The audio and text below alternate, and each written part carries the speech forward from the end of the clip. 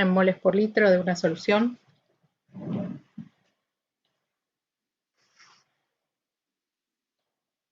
Molaridad. ¿Sí? Entonces, ¿qué significa que la solución de ácido clorhídrico tiene una concentración de 37% masa en masa? Tengan en cuenta que yo el chat compartiendo pantalla no lo veo. A ver si cambio la disposición, capaz que sí lo puedo ver. Tiene 37 gramos de soluto en 100 gramos de solución. Bien, espérenme que alguien me está pidiendo acceso.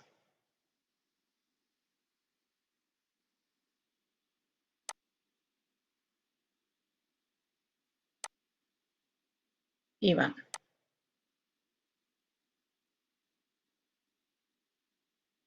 Hola Iván, ¿cómo estás?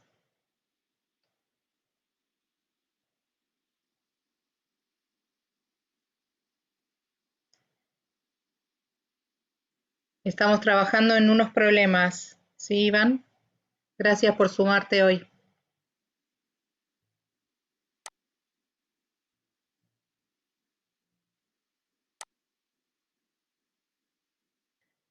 Esperen, vamos a hacer algo antes de compartir. Me voy a fijar si pongo otra disposición, si me permite ver el chat.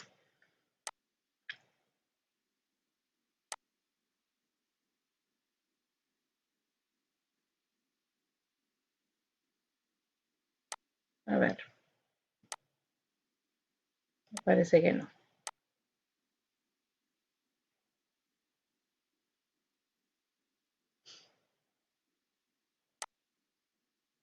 Bueno, estamos resolviendo el problema 6 de la actividad 2. Es una actividad que algunos todavía no entregaron. Si no, ¿Cómo? cualquier cosa yo me quedo pendiente del chat y le aviso si alguien... No, no te preocupes. No hay problema. Yo porque me parecía que era una manera de que puedan intervenir en lugar de explicarlo yo solamente, pero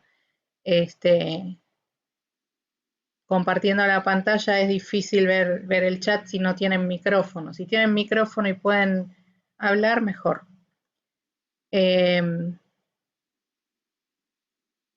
Decíamos que el ácido clorhídrico que se usa es 37% masa masa.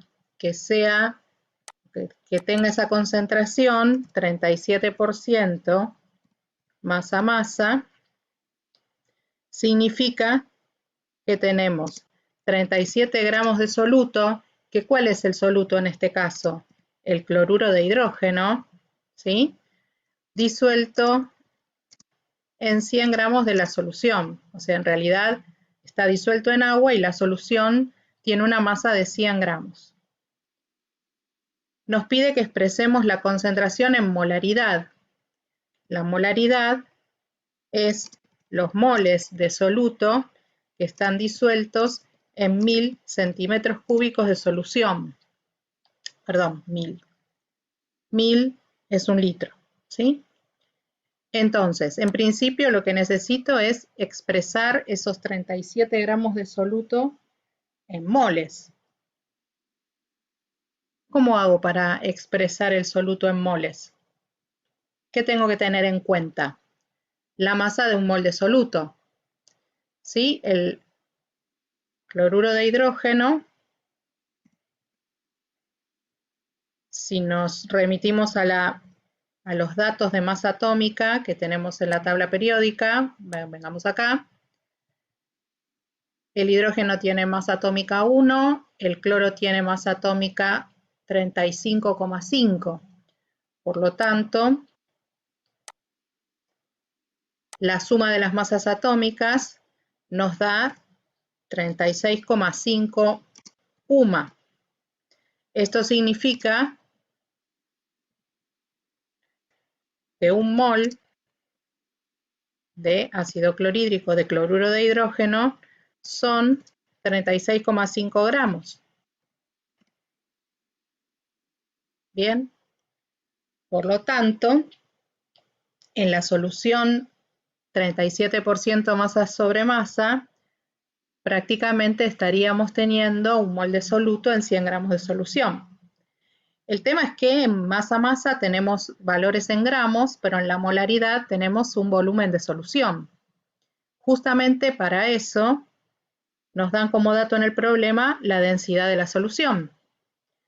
Si la densidad de la solución es 1,180 gramos sobre mililitro, o gramos por mililitro a la menos 1, significa que la solución de clorhídrico, cada mililitro de la solución de clorhídrico son 1,180 gramos. Entonces, si nosotros tuviéramos 100 gramos de la solución, podríamos averiguar a qué volumen corresponden esos 100 gramos de la solución. ¿Por qué? Porque nosotros sabemos que la densidad es la masa sobre el volumen. Entonces, si queremos saber el volumen de esa solución, 37% masa sobre masa, el volumen va a ser igual a la masa sobre la densidad. Si hacemos esa cuenta, considerando que la solución son 100 gramos de solución, el volumen que le corresponde a esos 100 gramos de solución será 100 gramos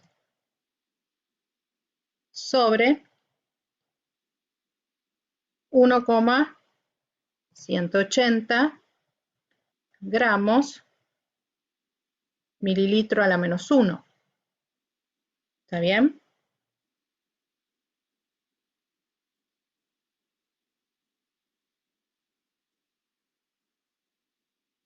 Por lo tanto, ¿cuál es el valor que corresponde a ese volumen?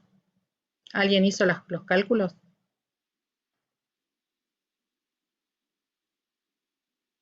Bueno, son 84,75. 84,7 mililitros. ¿Sí? En esos 84,7 mililitros,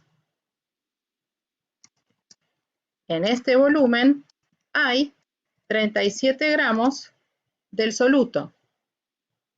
O lo que es lo mismo, en vez de escribir 37 gramos, podríamos escribir cuántos moles de cloruro de hidrógeno son esos 37 gramos.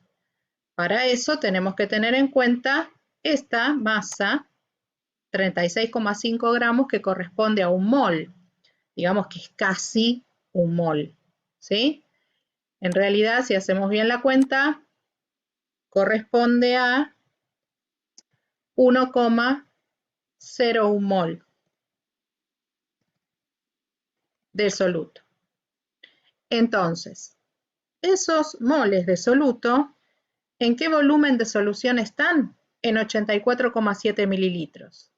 Si yo quiero averiguar la molaridad de la solución, lo que tengo que averiguar es cuántos moles de soluto hay en 1000 mililitros o 1 litro de solución. Entonces, si en 84,7 mililitros de solución hay 1,01 moles de soluto, en 1000, bueno, tendremos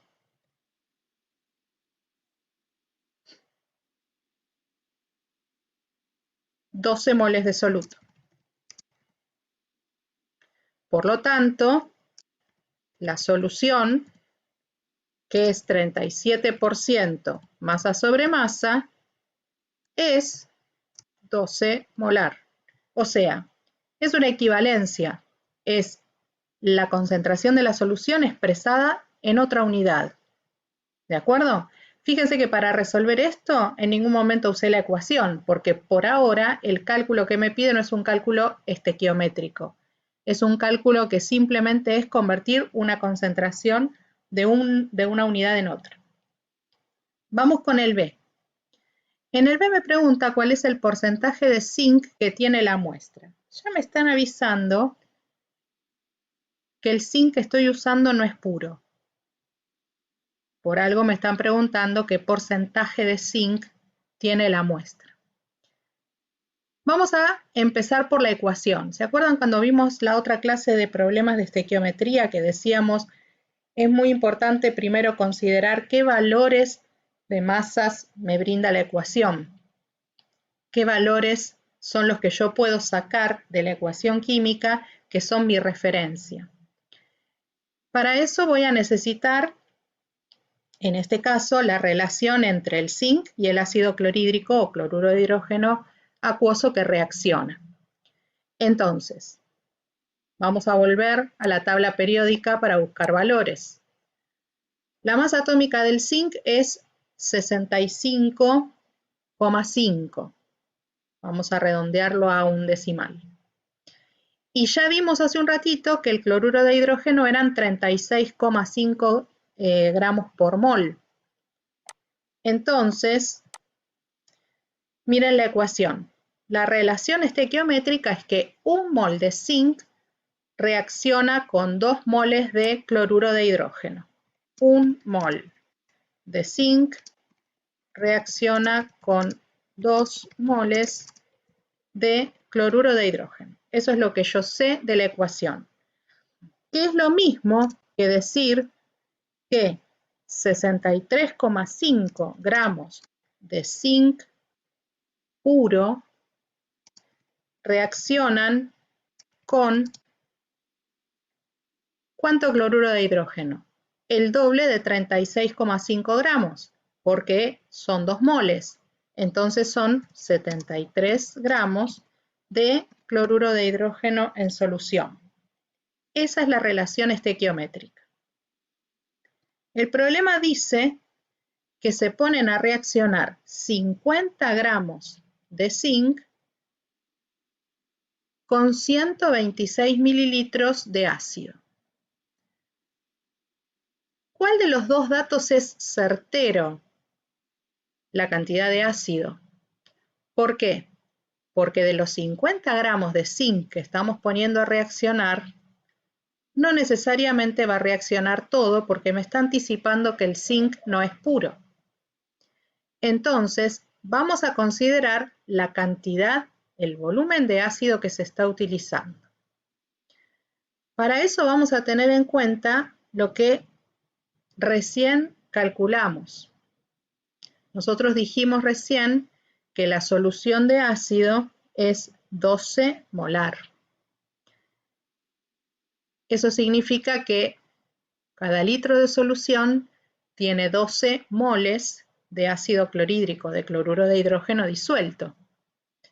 Por lo tanto, podemos averiguar en esos 126 mililitros de ácido cuántos moles de cloruro de hidrógeno o cuántos gramos de cloruro de hidrógeno están reaccionando.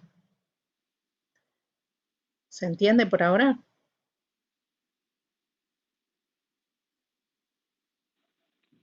Sí. 100.000 Profe, mililitros. ahí donde dice,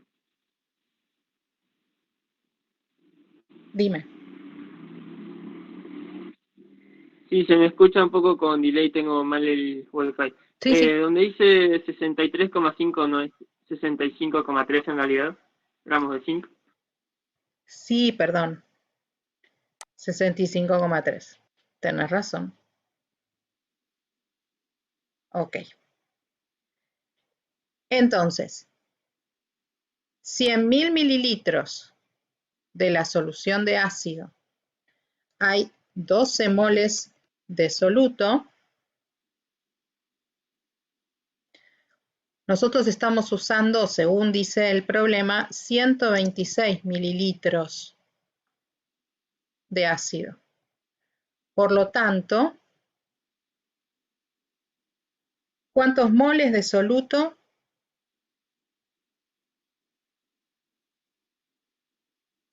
están reaccionando?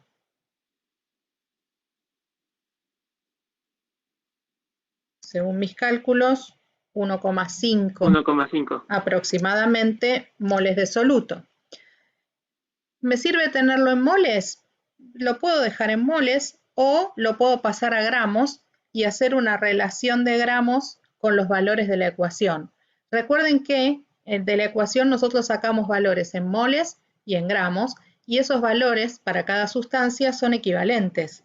Por lo tanto, decir 2 moles de cloruro de hidrógeno y decir 73 gramos de cloruro de hidrógeno es lo mismo. Decir, en este caso, o sea, podríamos usar en la regla de 3 que vamos a plantear la cantidad de ácido en moles y la cantidad de zinc en gramos, ¿sí? Entonces, creo que me estoy quedando sin espacio en esta diapositiva. Vamos a abrir una nueva a continuación. Y vamos a insertar un cuadro para escribir. Bueno.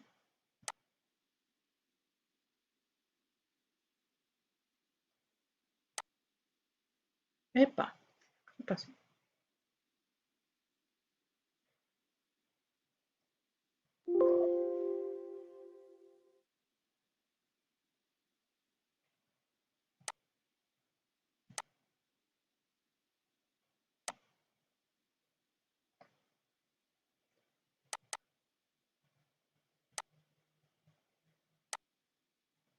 A ver, dijimos recién, veamos la anterior. ¡Ey! Se hizo chiquito. ¿Lo están viendo muy chiquito ustedes también? Sí, está chiquitito. Está re chiquito. No sé qué pasó. Ah, ya sé. Es mi computadora.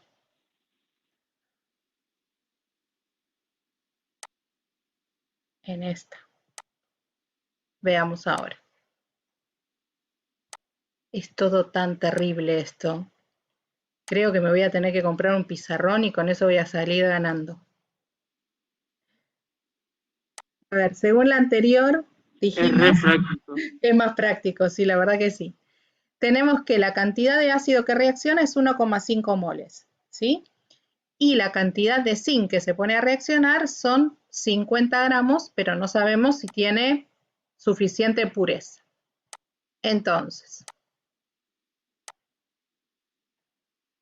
nosotros sabemos, según la ecuación, que con 65,3 gramos de zinc reaccionan 2 moles de solución o de cloruro de hidrógeno disuelto en agua, ¿sí? Entonces, lo que podemos averiguar es qué cantidad de zinc reaccionará con 1,5 moles de cloruro de hidrógeno. ¿Por qué no uso el 50 para averiguar el ácido? Porque en realidad lo que yo necesito saber es cuánto zinc reacciona para saber si todo el zinc, esos 50 gramos que puse a reaccionar, reaccionan por completo. Sin embargo, cuando hacemos esta cuenta, nos damos cuenta que la cantidad de zinc que reacciona es 49,34 gramos. O sea, que de los 50 gramos que yo puse a reaccionar, solamente 49,34 gramos son de zinc. El resto son impurezas. De ahí que me pregunte el problema, la pureza del zinc que puse a reaccionar. Entonces, yo puse 50 gramos. Esos 50 gramos son mi 100%. Pero en realidad, el zinc que está presente en la muestra son esos 49,34 gramos. Al hacer este cálculo, fíjense que es casi 50, pero no es 50, nos da una pureza de 98,7% para el zinc. ¿De acuerdo? ¿Se entendió? Sí, genial. Yo estoy grabando la clase, así que no se preocupen, porque veo que acá una de las chicas preguntó, dice que no se puede sumar. Yo estoy grabando la clase y después la voy a subir como video. Bueno, díganme si tienen algún otro problema con el que quisieran trabajar concretamente.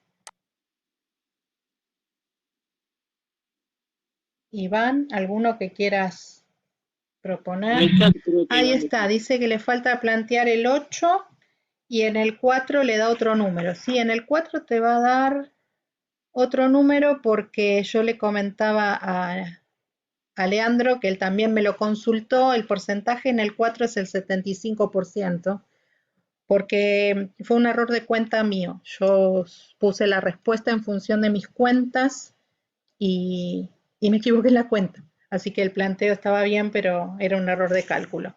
Así que si te da 75%, Iván, el 4 es correcto. Y él me dice que estaba planteando el 8. Bueno, si les parece, podemos trabajar con ese. Vamos entonces con el, está bien, 76, sí. Puede ser en función de los decimales que uses. Vamos a volver a presentar. Y vamos con el problema 8 entonces. Ay, qué tonta soy. Lo cerré. Espérenme que vamos a volver a abrirlo. Van a ver toda mi computadora llena de cosas diferentes, muy diferentes, de colegios, de cosas distintas que hago.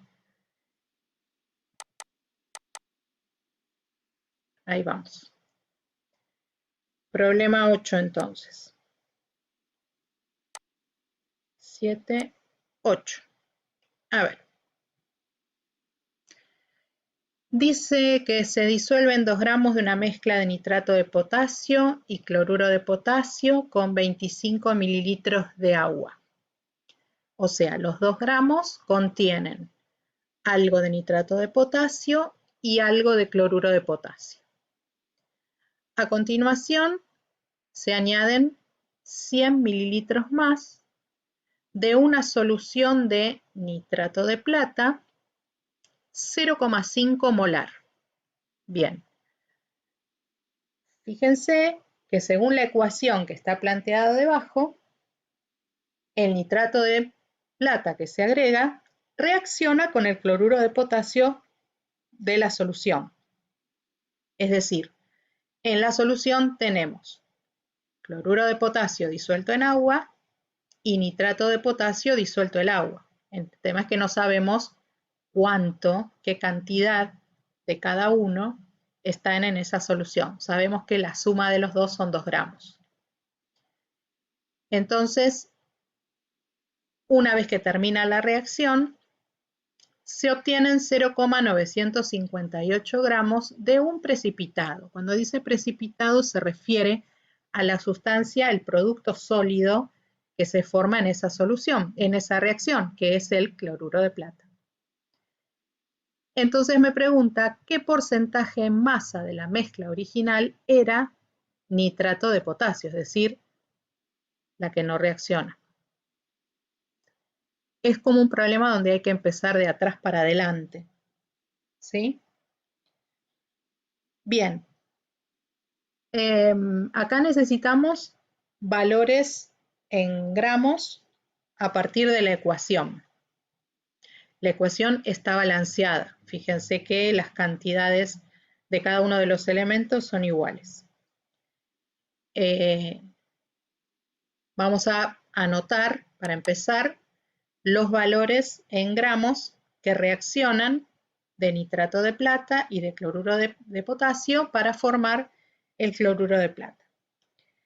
La masa de nitrato de plata es 169,8 gramos. Esto es nitrato de plata. Reaccionan con 74,5 gramos de cloruro de potasio. Y se forman, si no me equivoco, 143,3 gramos de cloruro de plata y, lo vamos a agregar, 101 gramos de nitrato de potasio. ¿Sí? Estos son los valores que salen, que surgen de hacer los cálculos a partir de las masas atómicas. Bien, tengan en cuenta algo, que es importante para el momento de rendir un examen. En estos problemas ustedes están teniendo las ecuaciones o balanceadas o no balanceadas, pero por lo pronto están teniendo las fórmulas de los compuestos. El hecho de rendir, por ejemplo, en un examen un problema estequiométrico implicaría también escribir las ecuaciones balanceadas, con lo cual también tienen que escribir las fórmulas correctas. Digo, un problema de estequiometría donde la ecuación está mal escrita arrastra ese error a todo el resto del problema. Es muy importante que la ecuación esté bien escrita. En este caso, como lo que nos interesaba era que ustedes hagan el desarrollo del problema, por eso aparece ya la ecuación balanceada o en algunos casos no balanceada, pero sí con las fórmulas correctas. Si ustedes tienen dificultades en la escritura de fórmulas y en el balanceo de ecuaciones, yo les puedo dar ejercicios para trabajar este tema. Es decir, para que ustedes los hagan con tiempo, que si quieren me los entreguen para corregir, con ecuaciones por ahora sencillas, fáciles de balancear, simplemente por tanteo, y dentro de unos meses ya vamos a aprender también otro tipo de igualación, que es el método ion-electrón, ¿sí? Pero bueno, sería una manera de que puedan trabajar también eso, que es importante en el momento de resolver un problema. Estas entonces son las cantidades que surgen de la ecuación. Bien, dice que se forman 0,958 gramos de cloruro de plata. Por lo tanto, a mí lo que me interesa saber es, en principio, vamos por acá, dice que en la solución se agregaron 100 mililitros de una solución 0,5 molar de nitrato de plata. ¿Podemos averiguar a qué masa de nitrato de plata equivale eso? O sea, si se agregan 100 mililitros de solución 0,5 molar de nitrato de plata, ¿podemos saber cuántos gramos de nitrato de plata estamos agregando a la solución?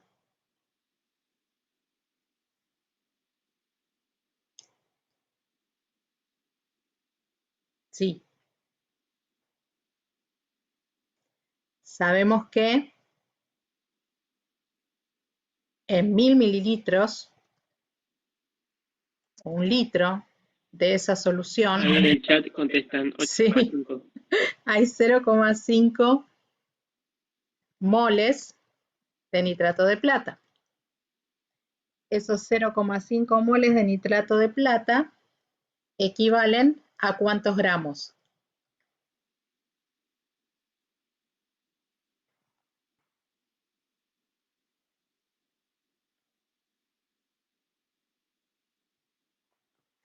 La mitad de un mol. O sea, nosotros teníamos aquí que el mol de nitrato de plata es 169,8 gramos.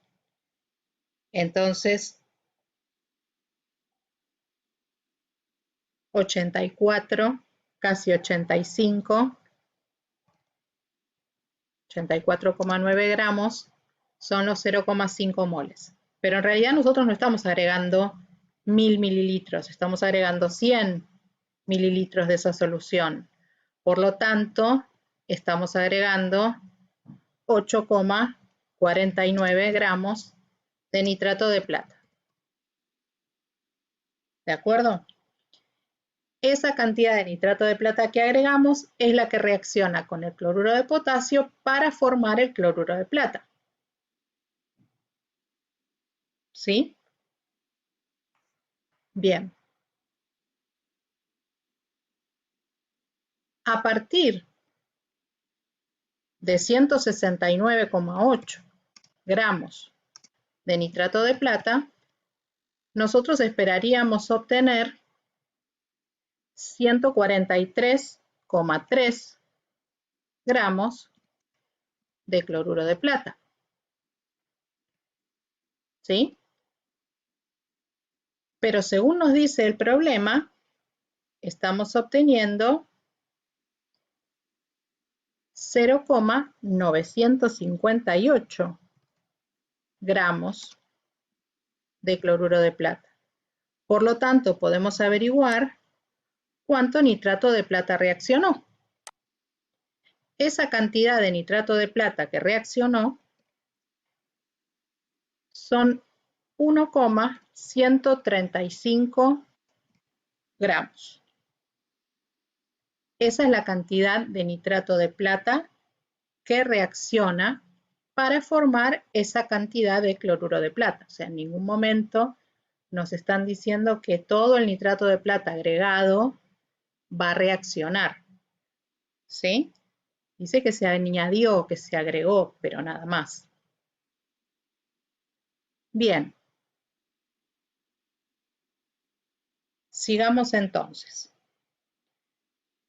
Podemos averiguar qué cantidad de cloruro de plata, de cloruro de potasio va a reaccionar para formar esa cantidad de cloruro de plata.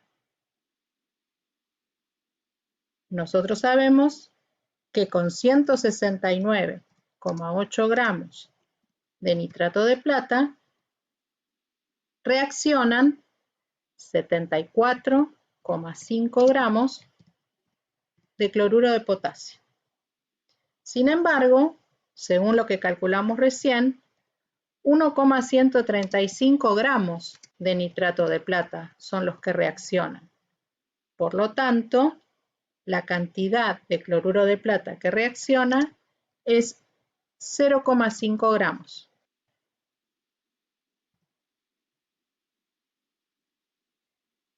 Fíjense en algo. No todo el cloruro de plata, no todo el nitrato de plata que pusimos a reaccionar reacciona. Con lo cual nos está diciendo que eso es un reactivo en exceso. Con lo cual nos está diciendo que todo el cloruro de potasio que estaba en la solución original reaccionó. Entonces, esos 0,5 gramos de cloruro de potasio que reaccionan son los que estaban en la mezcla original. Y la mezcla original eran 2 gramos de sustancia. De los 2 gramos de sustancia de mezcla original, una parte era nitrato de potasio y otra parte era cloruro de potasio, ¿sí? De esos 2 gramos, solo 0,5 gramos son de cloruro de potasio, que es lo que reaccionó. Si lo hacemos en porcentajes, ¿sí? El 75% de la muestra es nitrato de potasio y el 25% restante es cloruro de potasio. O sea, estos 0,5 gramos son el 25% de los 2 gramos de la muestra original. Por eso la respuesta es 75%, porque es el porcentaje de la masa original, de la mezcla original, que es nitrato de potasio, o sea, la otra sustancia. Acá estamos calculando el cloruro de potasio. ¿Se entendió?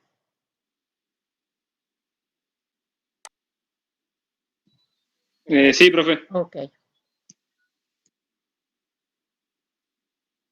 Bien, escucho si tienen otro problema que quieran resolver de esta actividad, o podemos trabajar con algún problema de la actividad 3, porque ambas me gustaría que traten en estos días de ir entregándolas los que faltan. Bien, si no tienen ningún otro problema de la actividad 2 para preguntar, me gustaría que veamos alguno de la actividad 3. ¿Pudieron leer, los que todavía no entregaron la actividad, la teoría de termoquímica?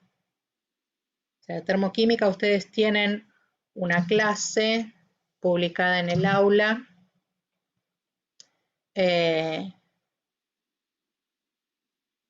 tienen una guía de ejercicios, que es la actividad de integración. Eso fue antes del receso. Si no, trabajemos con un par de problemas y ya después yo elegí 2 o 3 que son significativos y ya después con eso ustedes pueden seguir trabajando con el resto. Vamos de nuevo a presentar.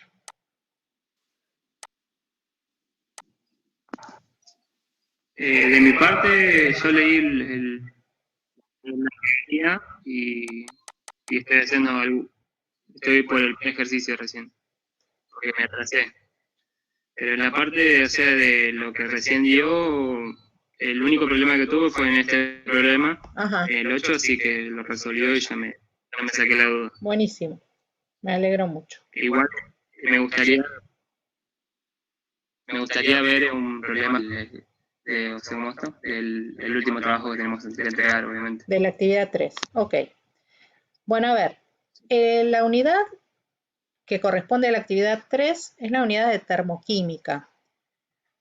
Ahí empezamos a trabajar algunos conceptos que les digo sinceramente, yo esa unidad a veces la daba un poquito más tarde, pero acordamos con la profe de inorgánica que ella necesitaba algunos conceptos cuando explica uniones químicas, que probablemente sea el tema que estén viendo por ahora en Química Inorgánica 1.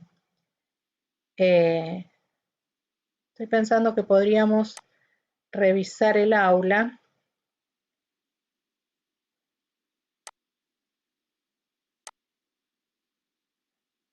Y acá tengo el aula abierta con la clase, ¿sí?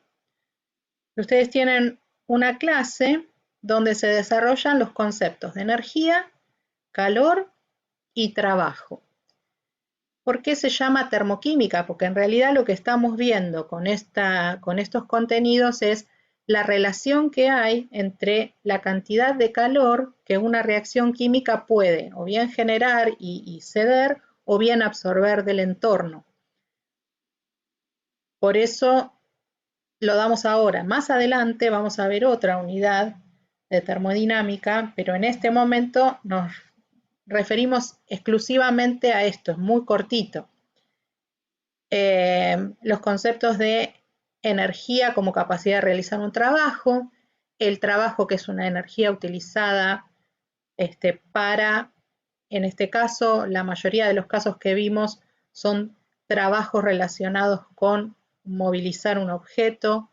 En el caso nuestro, si son sistemas cerrados, si se produce un aumento o una disminución en el volumen por un efecto de presión, y el calor involucrado en esas intervenciones. Fíjense, bueno, hablamos de distintos tipos de sistemas, sistema abierto, cerrado y aislado. Tengan en cuenta que la mayoría de las reacciones químicas se producen a presión constante y se producen en sistemas donde puede haber intercambio de energía con el entorno y muchas veces no hay intercambio de materia, salvo que hagamos una reacción en un recipiente abierto. Acá aparece el concepto de energía interna, ¿sí? Habla de la suma de todas las energías de los componentes del sistema. Todos los componentes de un sistema están formados por partículas, estas partículas están formadas por átomos, esos átomos están interactuando, primero porque están unidos unos con otros formando moléculas, esas moléculas están interactuando entre sí. Todo eso es lo que genera la energía interna del sistema. Y la energía interna del sistema no es algo que nosotros podamos medir directamente, sino a través de los efectos que observamos en el sistema. Los intercambios de calor con el medio y el trabajo que o bien produce el sistema o bien que se produce sobre el sistema.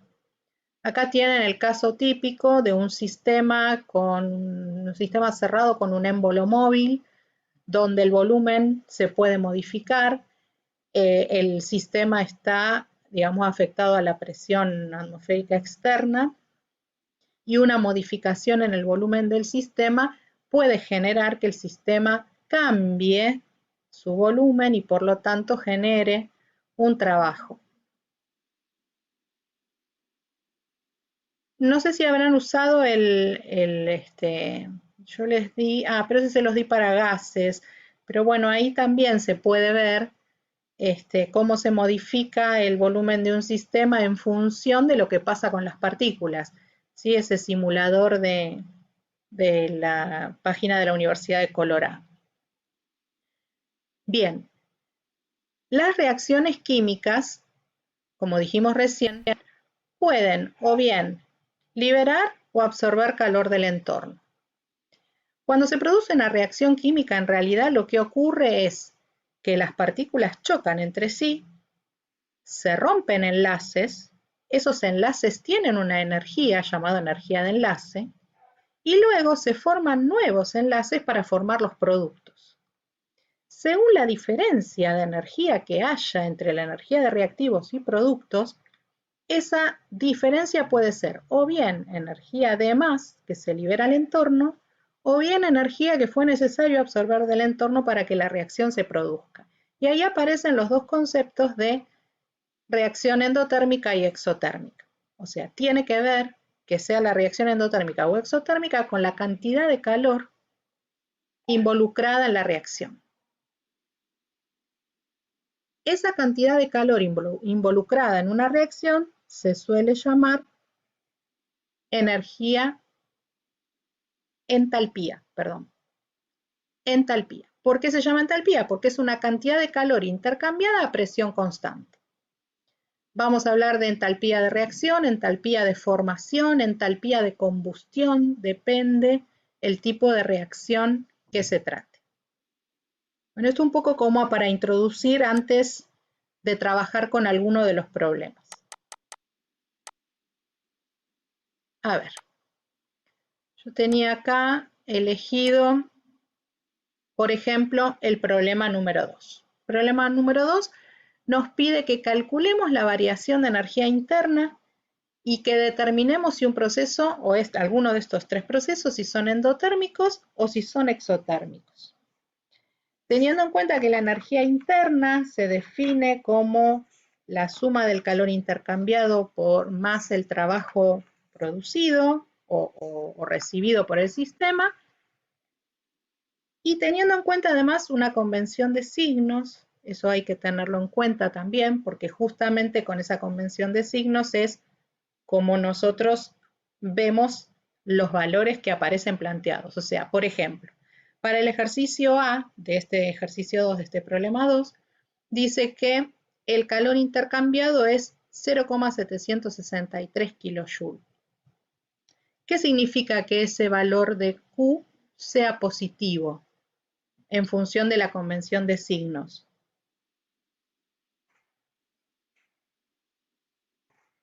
¿Es un calor absorbido o cedido por el sistema?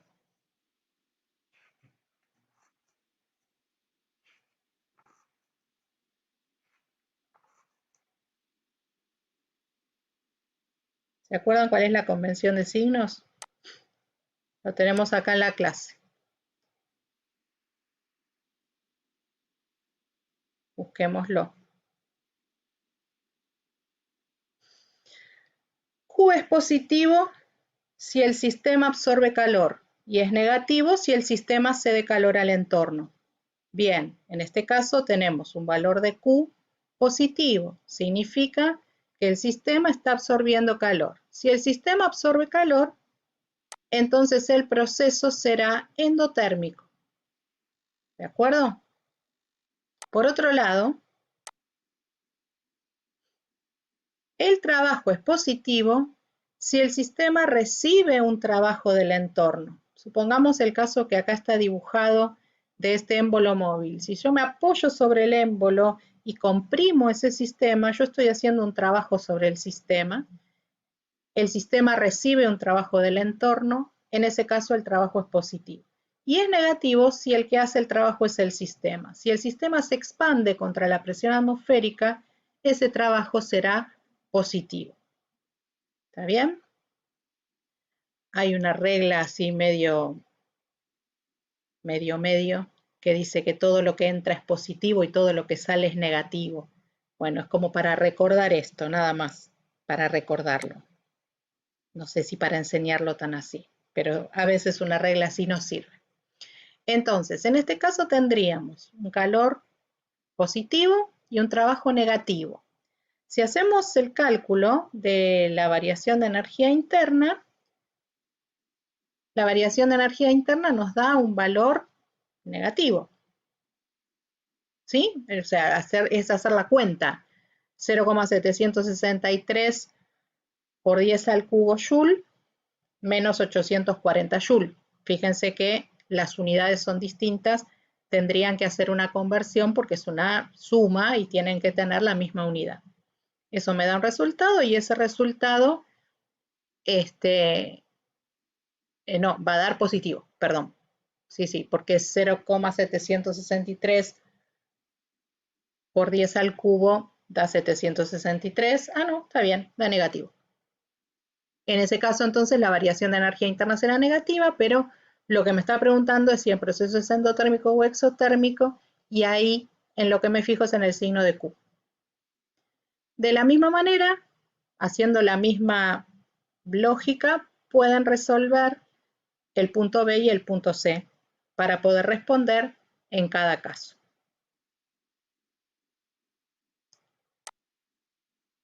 Pasemos a otro tipo de problema. Hay algo interesante para tener en cuenta en estos procesos, que es qué es lo que ocurre cuando un sistema, en este caso formado por agua líquida, se transforma en agua gaseosa. No hay una transformación química, sigue siendo la misma sustancia. Sin embargo, lo que ocurre acá es un cambio de estado, si quieren. Además está ocurriendo a 100 grados, que es la temperatura a la cual se produce el cambio de estado del agua líquida a gaseosa. ¿Sí? Esa entalpía que aparece como dato se suele hablar de, se conoce como entalpía de vaporización. Abajo dice calor de vaporización. ¿Por qué me pregunta el calor de vaporización? En gramos está al revés, en calorías por gramo. Esto debería decir calorías por gramo, no gramos sobre caloría. Bueno, me está pidiendo que haga una conversión de unidad. Simplemente eso. 9,72 kilocalorías corresponden a 9.720 calorías. Y un mol de agua corresponde a 18 gramos. Si hacemos esa relación, en vez de escribir las kilocalorías, la escribimos en calorías, y en vez de escribir un mol, escribimos 18 gramos y hacemos el cálculo, vamos a obtener el calor de vaporización del agua en calorías por gramo. Eso es simplemente un cambio de unidad. Y después me pide que calcule la cantidad de calor que se necesita para convertir 1 kilogramo de agua líquida a 0 grado en vapor de agua a 100 grados. Y acá tenemos que tener en cuenta qué es lo que ocurre en todo este proceso. Tenemos 1 kilogramo de agua en estado líquido a 0 grados. El agua está líquida a 0 grados. Lo primero que va a pasar si yo empiezo a entregarle calor a esta agua líquida es que va a ir transformándose en agua líquida a 10 grados, 20 grados, 30 grados, etcétera, etcétera, etcétera. Hasta que llegue a 1 kilogramo de agua líquida a 100 grados. Y luego, ese kilogramo de agua líquida a 100 grados se transformará en 1 kilogramo de agua en forma de vapor a 100 grados. A ver, que 1 kilogramo de agua líquida a 0 grados se transforme en 1 kilogramo de agua líquida a 100 grados implica que hay una variación de temperatura. La cantidad de calor que se entrega al sistema, el agua la utiliza para aumentar su temperatura. ¿Qué significa aumentar la temperatura? Aumentar la velocidad y movilidad de sus partículas. Recuerden que la temperatura es una medida de cuánto se están moviendo las partículas del agua. Ahora, una vez que el agua líquida está a 100 grados, si yo sigo entregando calor, ese calor lo va a utilizar para que las partículas del agua líquida se separen para transformarse en vapor de agua. Es decir, la temperatura no cambia, pero se produce un cambio de estado. Recuerden que los cambios de estado se producen a temperatura constante. Entonces, este problema se resuelve en 2 pasos. Primero tengo que calcular la cantidad de calor para que el agua a 0 grados llegue a 100 y luego tengo que calcular la cantidad de calor para que el agua a 100 grados se transforme en vapor de agua a 100 grados. En la primera parte necesito trabajar con la fórmula U igual M por CE por delta T. Ese delta me va a complicar la vida. Recuerden que es delta T. Y lo voy a poner así. ¿Sí? ¿Conozco la masa de agua? Sí. ¿Conozco el calor específico del agua líquida? Sí, lo tengo como dato. ¿Conozco la variación de temperatura? Sí, el agua pasa de estar a 0 grado a estar a 100. Por lo tanto, el delta T son 100 grados. Entonces, puedo calcular esa primer cantidad de calor. 1000 gramos de agua por 1 caloría sobre gramo por grado, que es el calor específico del agua líquida, por 100 grados Celsius. Esta cantidad de calor es la que necesito entregar a 1 kilo de agua para que pase de 0 grado a 100. Siempre que el agua esté líquida. En todo este tramo, el agua está en el mismo estado físico. ¿Sí? Muy bien. Esa cantidad de calor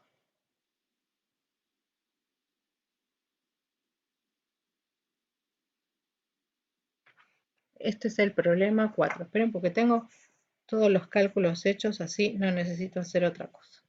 Ah, bueno, no está. Listo. Sería 1000, 10.000, 100.000. ¿Sí? Esa es la cantidad de calor que yo necesito, que es lo mismo 100 kilocalorías.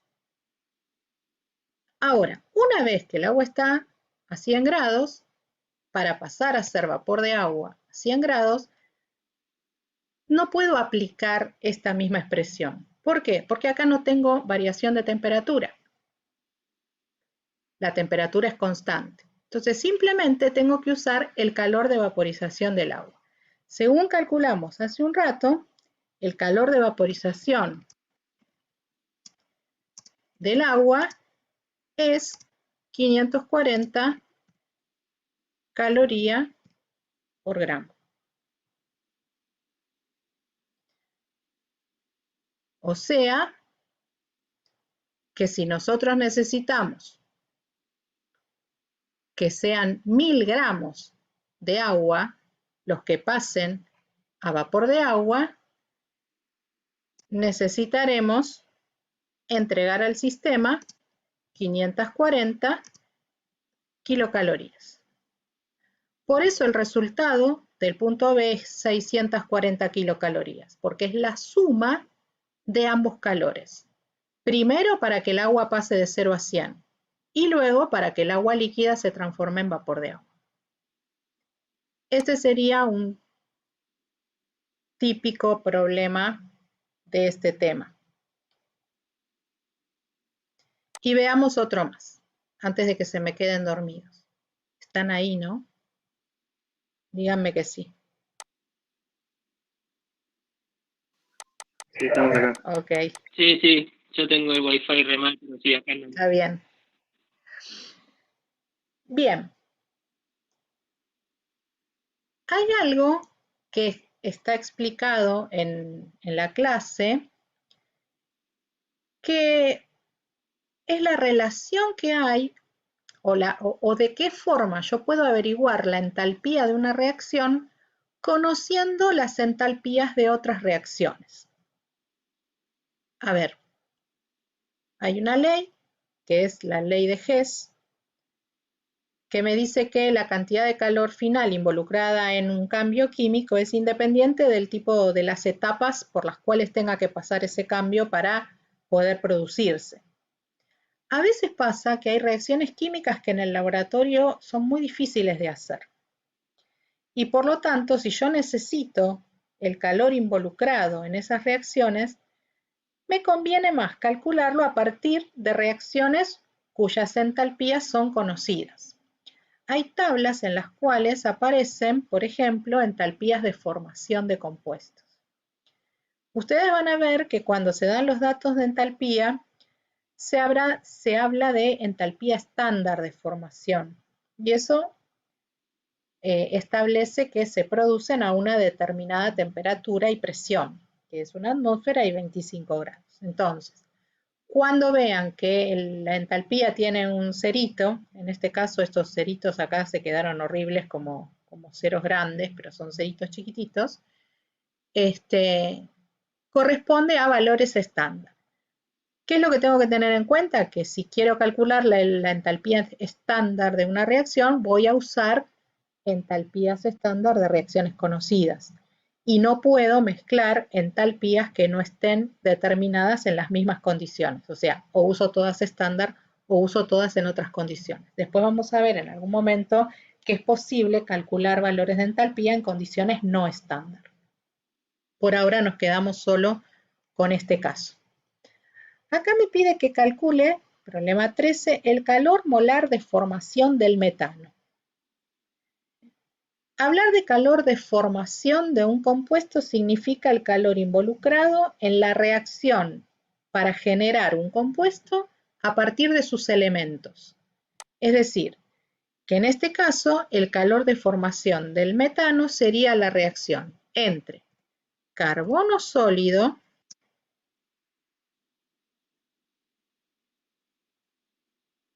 e hidrógeno gaseoso para formar metano. Metano en estado gaseoso. Bien, evidentemente así como está escrita la ecuación no está balanceada. Para que esté balanceada necesito agregar un 2 delante del hidrógeno, es decir, un mol de carbono que reacciona con 2 moles de hidrógeno para formar un mol de metano.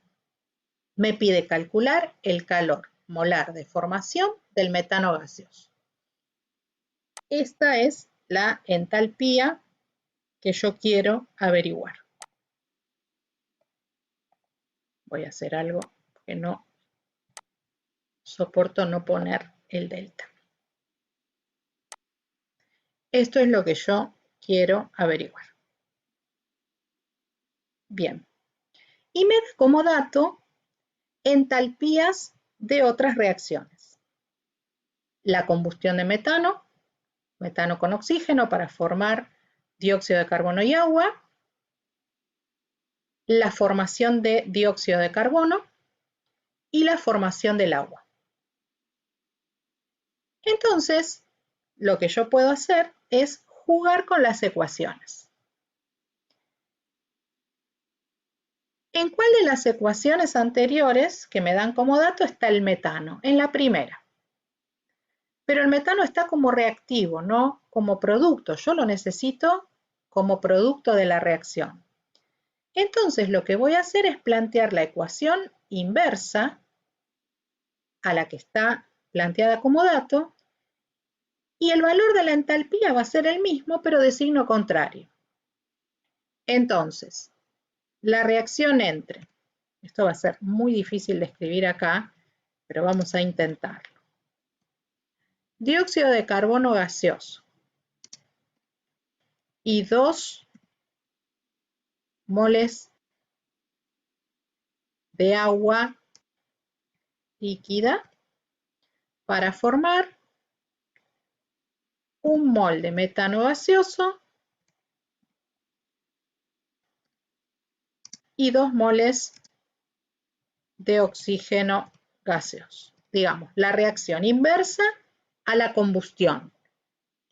¿Es una reacción posible en la práctica? No, pero digamos, lo que vamos a usar nosotros es un artilugio para poder llegar al valor de la entalpía de la reacción que me piden. ¿Por qué lo puedo hacer? A partir de la ley de Hess. En este caso, el valor de la entalpía va a ser este. Lo voy a copiar.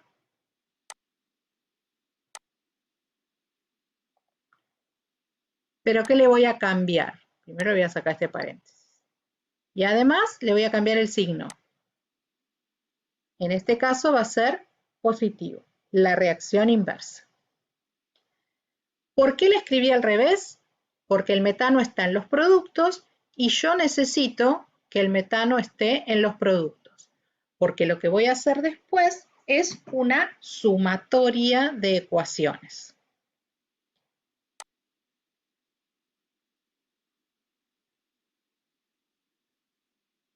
El carbono lo necesito en los reactivos, en la ecuación que yo quiero, de la que quiero averiguar la entalpía.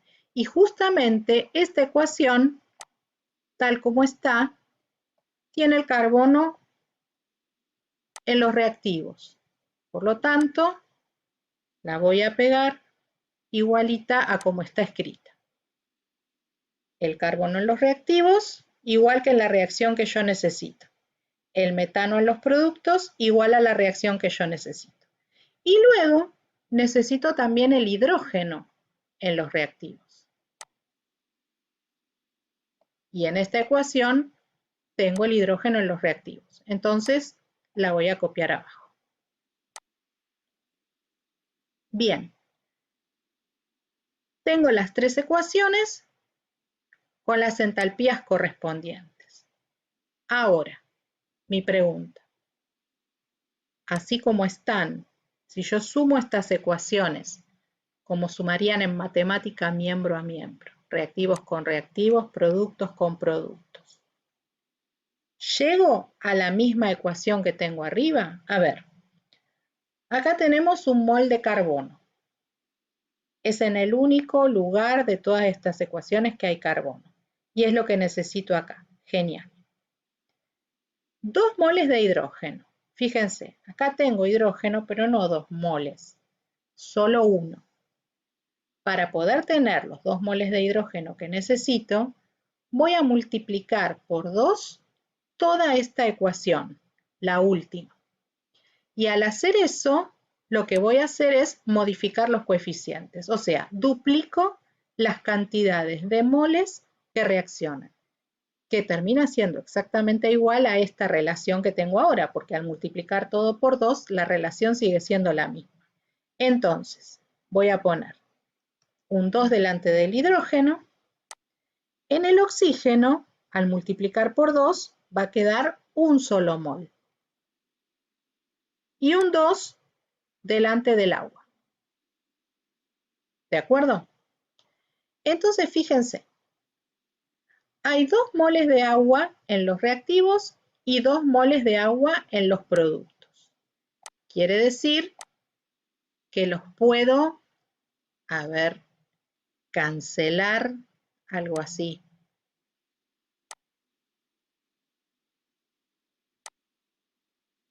Por otro lado, 2 moles de oxígeno en los reactivos,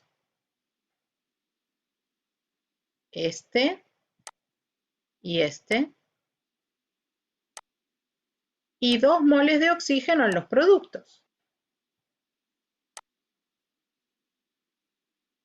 Por otro lado, 1 mol de dióxido de carbono en los reactivos, 1 mol de dióxido de carbono en los productos. Y fíjense que me queda. Me queda 1 mol de carbono, 2 moles de hidrógeno en los reactivos, igual que acá, y 1 mol de metano en los productos. ¿Qué hice con esta última ecuación? La multipliqué por 2. Por lo tanto, también tengo que multiplicar por 2 el valor de la entalpía, porque la entalpía es molar. Y al multiplicar por 2, necesito multiplicar también ese valor. Por lo tanto, el valor de entalpía para esta reacción, que ahora multipliqué por 2, será el doble. En los otros dos casos, como es la combustión de 1 mol de metano, es correcto que sea por mol, y la formación de 1 mol de dióxido de carbono, es correcto que sea por mol. Al multiplicar por 2 este valor, voy a tener, ¿qué problema es este? El 13, ese no es el 13, es otro problema. Bueno, no importa. Hagamos la cuenta, 68,3 por 2, 136,6 menos 136,6 kilocalorías. Una vez que tengo los valores de las entalpías de las 3 reacciones, lo que hago es sumarlos con sus correspondientes signos, el que es positivo, positivo, el que es negativo, negativo, hago una suma algebraica y el resultado debería ser el que aparece acá. Después corrobórenlo ustedes cuando lo hagan y díganme si obtuvieron esa respuesta. Pero lo que quería mostrarles acá es cómo trabajar con ecuaciones conocidas para conocer o calcular el valor de una entalpía de una reacción desconocida, que es la que me están pidiendo. Esto es la aplicación de la ley de Hess. Bueno, no los voy a molestar más con esto. Les pido que traten de resolver el problema 15. El problema 15 es muy interesante. Es medio una mezcla de varios contenidos. Estaría bueno que lo puedan hacer. El problema refiere a un hidrocarburo que cuando se quema produce dióxido de carbono y agua, indica la cantidad de calor que se libera, y lo que les pregunta es cuál de los hidrocarburos que está en la tabla de abajo podría ser. Esto tiene que ver con algo que vimos hace bastante, que es cómo poder saber la fórmula de un compuesto a partir de su combustión. Eso ya lo habíamos visto a principio de año, así que es un problema bastante interesante.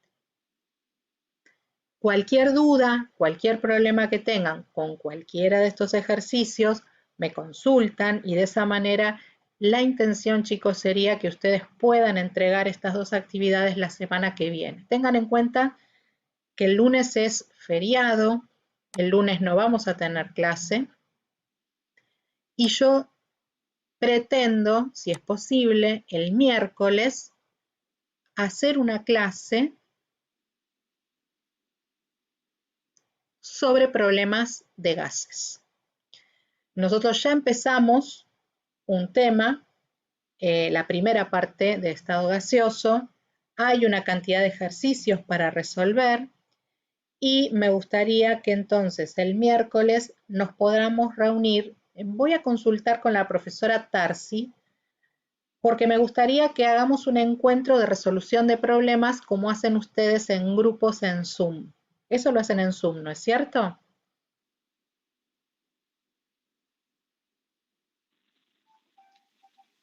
Sí. Bueno, voy a tratar de preguntarle a ella cómo podemos hacer para armar algunos grupitos de trabajo, ojalá sean más los que se puedan sumar, para trabajar con problemas de gases. Esas guías de problemas ya están, ya las tienen ustedes subidas desde la semana pasada. Estaría bueno, esperen que voy a hacer algo, así por lo menos me ven. Estaría bueno que ustedes puedan trabajar con esos problemas durante la clase para poder consultarme, y en el caso que veamos que se complica o algo, resolveremos como hoy algunos problemas para que después les quede para los demás. Voy a seleccionar algunos problemas representativos de las dos guías para que les quede para los demás compañeros. Y ya sí, la otra semana subiríamos o seguiríamos con el tema de estado gaseoso para no retrasarnos tanto. ¿De acuerdo? Bueno, no sé, espero que les haya sido útil. Hace como 1 hora y media que estamos con esto. Espero que no se me hayan quedado dormidos por ahí y que les sirva la explicación. Para mí es muy complicado hacer esta explicación a través de una clase así sincrónica. A veces prefiero grabar un video, pero bueno, me parece que también es necesario. Estaría bueno que ustedes sí puedan venir a las clases de este tipo con consultas puntuales. De esa manera me parece que sería más enriquecedor. Bueno, no sé, ¿tienen que hacer alguna pregunta? No, ninguna pregunta. Se entendió bastante bien todo igual. Bueno, me alegro. Espero. Mi intención es ser útil y tratar de acompañarlos para que puedan seguir adelante con la carrera. Me parece que es fundamental que no se retrasen y bueno, poder llegar al final, esperemos de la mejor manera posible. Bueno, gracias chicos. Nos vemos entonces el miércoles que viene, probablemente a las 5, otra vez como hoy. ¿Sí? Y la idea es trabajar con los problemas de gases. Así que si quieren, revisen para traer consultas. Gracias. Muchísimas gracias, profe. Gracias. Hasta luego. Hasta luego.